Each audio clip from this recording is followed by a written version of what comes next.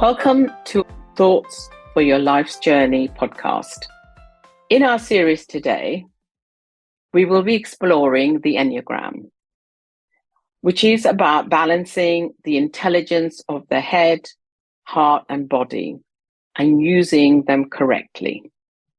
In this podcast, we will also be discussing how using the Enneagram can be a transformative experience, and that it's not just about knowing your type, and also it's about using the process of how you can choose the tools that bring you choice. What's more is that while the Enneagram is based on modern psychology, its origins lie in the distant past of the classical world and ancient Egypt.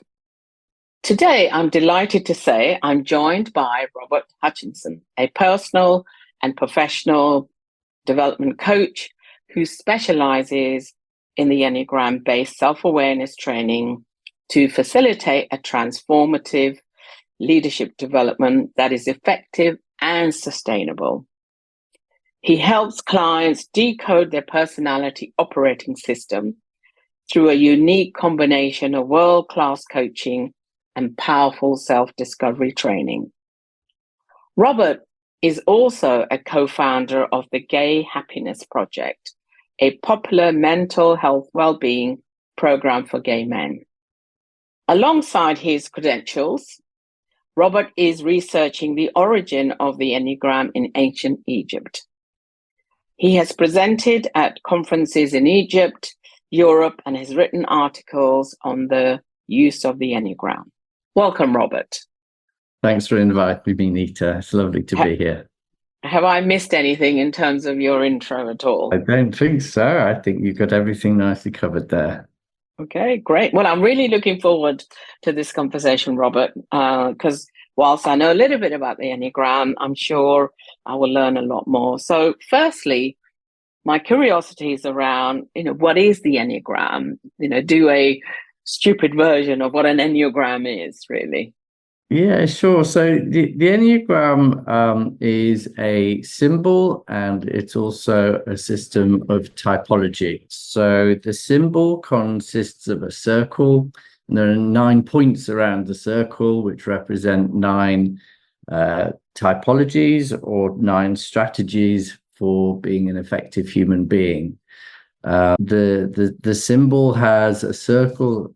It has a triangle in the middle, which represents the 3 aspects of the 3 intelligence centers, and then the 9 points or the 9 types around the circle are connected by connecting lines, which represent how different typologies or different strategies work together in combination, work together to complement each other and help each person at each point of the Enneagram to be a better human being, to be more rounded, quite literally rounded. It is a circle, to be more rounded and to be more balanced. And that's a big part of what Enneagram is about. So it's a system of 9 personality strategies that are interrelated and interconnected, and it's built around this very kind of interesting symbol that we see. And if your listeners want to look up that symbol, just search for Enneagram on Google, you'll be able to see what the symbol looks like.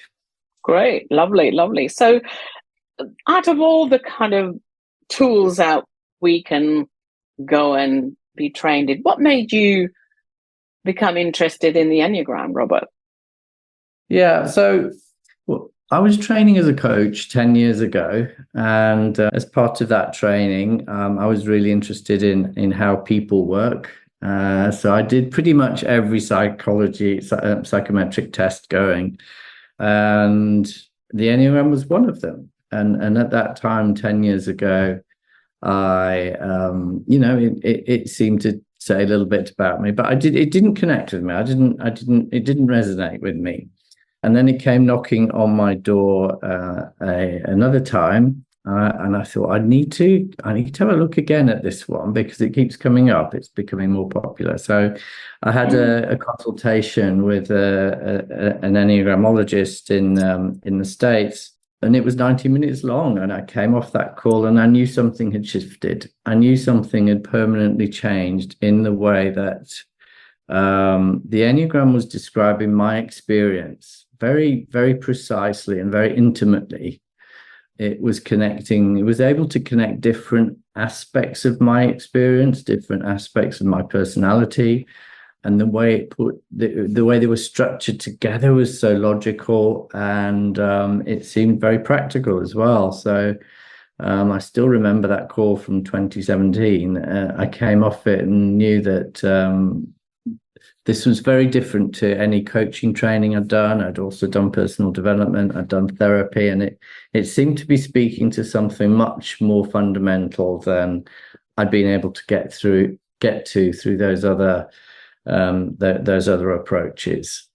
So I started reading about the Enneagram. I started learning more about it, and the more I learned, the deeper it got, and the more I kind of got drawn into this system that does seem to be incredibly precise, and able to describe the human condition, the human experience in its different forms, in ways that are incredibly helpful, but for myself personally, and then also obviously for clients as well.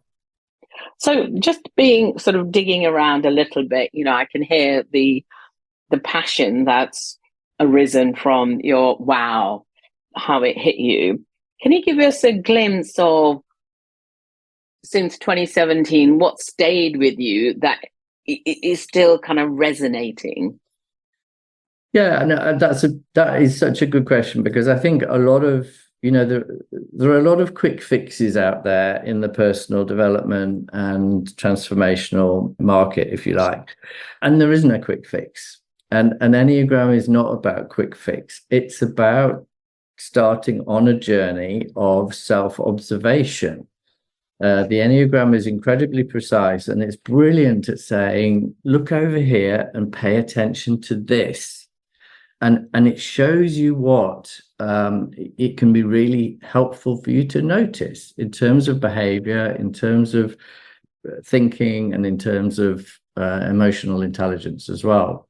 So it's what started in 2017 was a journey. It's a journey that I'm still on. It's a journey that I'm very passionate, as you can tell, about being on. And I'm incredibly honored and grateful to be able to take clients on as well. So yeah, it's a journey of self-discovery. It's a journey of self-awareness. And what the Enneagram helps is self-observation. Pay attention to this. And here's some other stuff that you might not be aware of in your blind spots as well. So I can hear that you integrate this in your work with your coaching. Can you give us a couple of examples of how you integrated with your coaching clients and what has been the benefits for them? Yeah, so the Enneagram describes 9 strategies of being human. And as human beings, we all want 2 things. We want to be liked and loved, and we want to be safe and secure. That's it. And the Enneagram is great at describing these 9 strategies for being liked and loved and feeling safe and secure. So I work with clients. We would do an assessment first. We would do a debrief or a consultation around the assessment to verify their dominant Enneagram type. It's really important with any psychometric that the psychometric doesn't tell you who you are, and it doesn't tell you any more about you than you know about yourself already. So it's very much a process of self-validation. Okay, this is what the assessment says. Does this fit for you? How well does it fit? What might be useful here for you, and what might not be useful? So it's very important when working with something like the Enneagram that we're working with an individual and unique person. So the first thing is really to help people understand their strategy, their dominant strategy, or their type, their Enneagram type, and it's to validate it very much, and it's to validate their uniqueness as well as a person. So yes, there are these underlying types, but each person, you, me, client completely unique. So it's working with the strategy and then the uniqueness, and that really helps clients to kind of understand the base, the kind of, I talk about the personality operating system, but then also to celebrate their individuality and their uniqueness at the same time. So that's kind of the starting point. And then the Enneagram doesn't just kind of stamp people with one type. There's what we talk about, a dominant type that kind of runs the show. And the more we're reliant on one strategy, the less choices and options we've got, the more restricted we are in the way that we see the world and interact with the world. So the Enneagram is great at describing these pathways to growth. So for each Enneagram type, it's connected with two other types that are complementary. So those behaviors or those worldviews help a client to minimize their reliance on their dominant type, if you like. So what it does, it allows clients to step back, to observe, to be more conscious in their choices, to be more conscious in their decisions, and to have more control over how they respond and act. So that's really the process in two big blocks. Right. So I guess what I'm taking away from here is the sense around, and there are no rights or wrongs in terms of the 9 types. It's which one are you working with, and maybe that you're over reliant on in terms of your type, and how you could balance yourself in terms of bringing other elements of the Enneagram, which would give you greater choice. Have I got that right? Yeah, exactly right. And the dominant type, it's partly nature and it's partly nurture, but this would be a strategy that has got us through childhood. Whatever, transitioning from being a newborn baby to a fully fledged adult is a pretty intense process over about 20 years. So we come to rely on one of these strategies in childhood, and it works for us. It gets us through childhood. But then in adulthood, we kind of settle into the habit of being us, if you like. And each type has advantages and each type has disadvantages. So as an adult, we can kind of get more aware of the advantages of our type, but then we can also be less reliant on the one type, the one strategy. And we can use some of the other strategies more proactively and with more consciously, so that it gives us more choice as an adult, and it gives us more options for kind of dealing with ourselves, dealing with other people, dealing with the environment around us.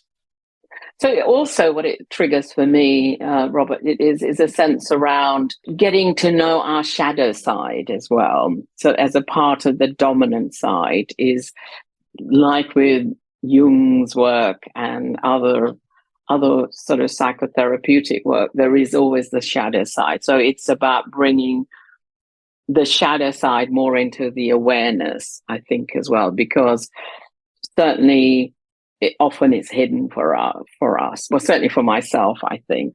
So it brings it.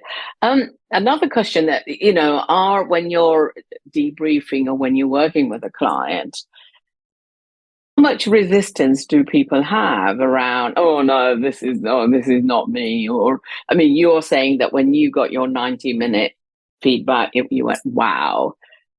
Do other clients, have a different experience? I mean, I'd even add to my own experience, because I'm always, when I got myself Enneagrammed years ago, I'm going, I'm not sure.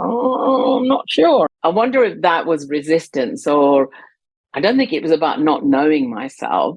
I think it was sort of like none of it fit in perfectly for me in any of the 9 types. I think I'm asking you several questions in there. So go for whichever one that you want to answer to. Okay, so what I'm hearing is about potential resistance and debriefing. So there's 2 things here to pay attention to. So one is the person's defensiveness, if you like. So the more defensive a person may be, the less likely they may be to to want to look at themselves, to look at themselves in the mirror, if you like. And then, the more open to this kind of work that somebody is, the more open they may be to kind of looking at that reflection in the mirror, which the Enneagram provides. So, it's very important as a practitioner to be very sensitive around that. It's not, it's as an Enneagram professional, it's not my job to kind of impose the Enneagram on anybody at all, and it's to meet a client where they are. So you've got that aspect, and then you've got the aspect of type, and different types will have different defense mechanisms, and some types will be more defensive than others to this kind of work. So yeah, you're working with both the actual type structure of the Enneagram, and then also with kind of meeting the human being in front of you, if you like. Does that answer your question? Yeah, I think so. I think it's all of it. It's on the debrief aspect of it and how someone walks you through that. Another question I have is something around the center of intelligence. And what does that mean working with the Enneagram? Can you elaborate on that a little bit? Yeah. So the Enneagram has 9 types. But actually, the Enneagram is at its fundamental structure is based around the 3 intelligence centers that we have. So we have an intelligence of the body, that's the here and now, the nervous system, the senses, our orientation in time and space. That's the intelligence of the body. It's very intuitive. It's very instinctive. We have the intelligence of the head. So that's the logic, the reason, the data, the information, plans, analysis, etc. So it's very rational, logical intelligence. And then we also have the intelligence of the heart. So that is our emotional landscape. That's our emotional intelligence. It's how we feel connected. It's how we feel seen or validated as a person. It's very much around connection and relationships. So how we feel related to another person. And the Enneagram speaks very, very clearly to these 3 centers of intelligence. And we tend to have one of them that dominates, and then that links to the different Enneagram types. And in the kind of Enneagram literature and in my experience of working with the Enneagram, what I've seen is how utterly different these 3 types of people are. The head type people, the body type people, and the heart type people. It's almost like there are 3 versions of being a human being, and they see the world so differently. They act, they have different energies, they have different focus of attention. So although kind of the gateway into Enneagram is often by your type, your individual type, the kind of the macro teaching, the headline teaching that is really useful to start with is to look at the body, the head, and the heart center, and how you're using those centers of intelligence, because they become mixed up, they become scrambled up through our type as it becomes more and more kind of dominant. Lovely. There's millions of questions I want to ask you, but can you as a last question, touch on the Enneagram in terms of the classical world and what's the significance of that? Yeah. Oh, well, that's a question that you've started at the end of it. We could be here for an hour on that one question. So my starting point for a conversation about this is really how advanced the ancient world was. In terms of technology, they had methods of manipulating stone. We have no idea how they did that. In philosophy as well, and also in psychology. 2,000 years ago, the ancient Greeks were far more advanced than we are in philosophy and psychology, and it's based on human beings watching each other. We spent tens of thousands of years watching each other, and it's what humans do. We're tribal. We need to be in a group. We need to understand how the group and each other operates. So the kind of psychology, how human beings work was incredibly advanced in the ancient world, and going back to ancient Egypt, which is where the structures behind the Enneagram originate. We don't know where the Enneagram symbol itself came from, and that's something that I'm researching at the moment. But the kind of structures and the theory and the insight behind the Enneagram is definitely evidenced in ancient Egypt. So the headline is they understood each other better than we do, really. So the Enneagram foundations were put together then, and then the actual Enneagram that we use today developed in the 20th century.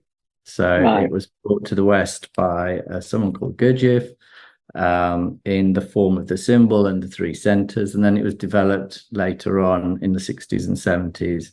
So in terms of tips, in terms of if someone is interested in getting to know more about the Enneagram, what tips and resources could you offer?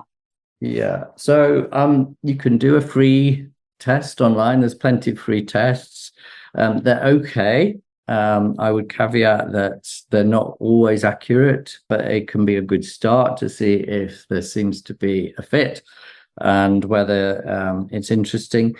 Beyond that, I would recommend getting a paid-for assessment and a paid-for consultation, because then you're getting a more accurate result in terms of assessment, and you're going to be working with somebody, a professional who knows what they're doing. Lovely. Well, thank you very much, Robert. This has been a very enlightening conversation, a lot more than I was aware of in terms of the Enneagram. Certainly the intelligence, the center of intelligence is really what's that I'm taking away from myself today. The head, the heart, and the head, body, and heart. I think that's right. You've got it. And I think this has been a really powerful awareness for me in understanding what the Enneagram is. I should look at it in a very different way. So thank you very much for your time, Robert. Great, you're very welcome. Thanks for inviting me on. Thank you.